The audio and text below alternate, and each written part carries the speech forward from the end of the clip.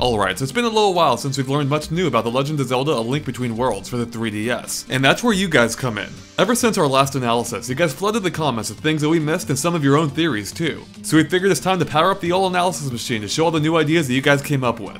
But of course, please make sure to check out our previous analysis videos if you haven't already, as we'll be referring back to them throughout the video. You can find links to them in the description below. And with that, let's get started. Okay, so let's get the elephant in the room out of the way. Last time we said that the lantern from A Link to the Past may not be returning, since Link uses a fire rod to ignite the torch here. Well, I'm an idiot. Because if you freeze the clip here, we can see he's actually lighting it with his lantern. And beyond that, in this scene we can see that's clearly clipped to his belt even when he's not actively using it. And that's why, kids, you don't rush an analysis literally minutes before you have to leave for a trip to Disneyland. Something else that we forgot to mention is that you can see a drawing of the Helmasaurus King's face on the wall in this dungeon, who, as you might recall, was the boss of the first Dark World dungeon in A Link to the Past. So we're guessing that means he'll be the boss here too. And this could suggest that this entire temple takes place in the same location as it did in A Link to the Past, on the eastern side of the Dark World. So between the Helmasaur King and Moldorm from the very first trailer, we wouldn't be surprised to see even more bosses from A Link to the Past returning here as well. And something else that we pointed out before was that the trees in the Dark World appear to no longer have faces. But some of our more eagle-eyed viewers suggested that it may just be hidden by the new top-down camera angle, and some of you went even further stating it can be seen facing down and to the right here. And if you look close, you can just barely make out what appears to be its left eye and maybe its mouth, with its right eye presumably going here. Now, is it possible to say for sure that that's actually a face, but if it's indeed still there, it's certainly much less obvious than before. Moving on, Poopa911 and many others noted how the Rupee Counter now has 4 digits rather than only 3. This means that you'll be able to carry far more than the usual 999 rupees, and also re-emphasizes the developers' claims that they'll have more use in the Link Between Worlds, which makes sense given the fact that it appears you'll now have to pay for much of your inventory. And speaking of inventory, Walnut17 and others noted that Link is wearing a bracelet on his left arm throughout the trailer. Could this be the device that allows him to transform into a painting? It would make a lot of sense considering its prominence in the official artwork for the game.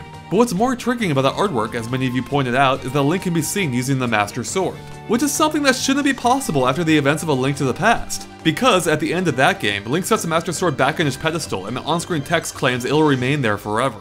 And so far, that's remained true as Link never again uses the legendary sword in every game that takes place after A Link to the Past, at least according to the official timeline as laid out in Hyrule Historia. So assuming that the text at the end of A Link to the Past wasn't lying, then how can Link be using the Master Sword if the game does indeed take place well after A Link to the Past, as confirmed by Nintendo? Well, this could support our idea mentioned way back in our first analysis about there being some form of time travel in the game. So perhaps the game actually starts before the events of A Link to the Past, before Link time travels to later in the timeline. Yeah, we know it's a stretch, but it's not like time travel is anything new to the Zelda series. But we do have another, admittedly wild idea. What if the Master Sword that Link's using here actually comes from the Otherworld? It would make sense given the clear connection between the two worlds, particularly with the revelation of the Dark Triforce, which seems directly linked to the normal Triforce as evidenced by the title's artwork. And this new Triforce could mean a lot of things, as evidenced by all the theories from you guys. For instance, while the 3 pieces of the original Triforce stand for power, wisdom, and courage, one of our viewers, the Black King, believes that the Dark Triforce could stand for the exact opposite, being weakness, ignorance, and cowardice. Since those were the names of the 3 flames Twin Robo is trying to light in order to resurrect Ganon in Oracle of Ages and Oracle of Seasons, both of which took place in the same timeline branch as A Link to the Past. Though what may be the more interesting tidbit is the fact that Demise from Skyward Sword also had an upside-down Triforce on his black sword, as noted by Sakal64. So could Demise be the ultimate enemy here instead of Ganon? Now with all these theories, there's still one important thing to remember about the Triforce. It isn't inherently good or evil. Instead, it merely reflects the heart of the one who claims it. So because of this, a Dark Triforce probably shouldn't really even exist, unless the game is all about opposites. Now, as many of you noted, what we called the Dark World in the previous analysis isn't actually called the Dark World in the Nintendo Direct. Instead, they refer to it as the Otherworld. And Dizzy123 has already pointed out that the Otherworld actually houses an entirely different kingdom according to the game's director, who also revealed that the bad things happening there are affecting Hyrule. So maybe this is some kind of bizarre version of Hyrule where the opposites apply. So that means a new version of Dark Link would be back, and maybe even a Dark Zelda along with a Light Ganon. Yeah, we know this sounds a bit crazy, but you never know with Zelda. Okay, that's enough about the Triforce. Instead, let's talk some more about the mysterious item shop. So first off, yes, we forgot to point out that Link's wearing a brown apron over his normal green tunic. But the brown also extends to his hat brim, which is yellow everywhere else in the trailer.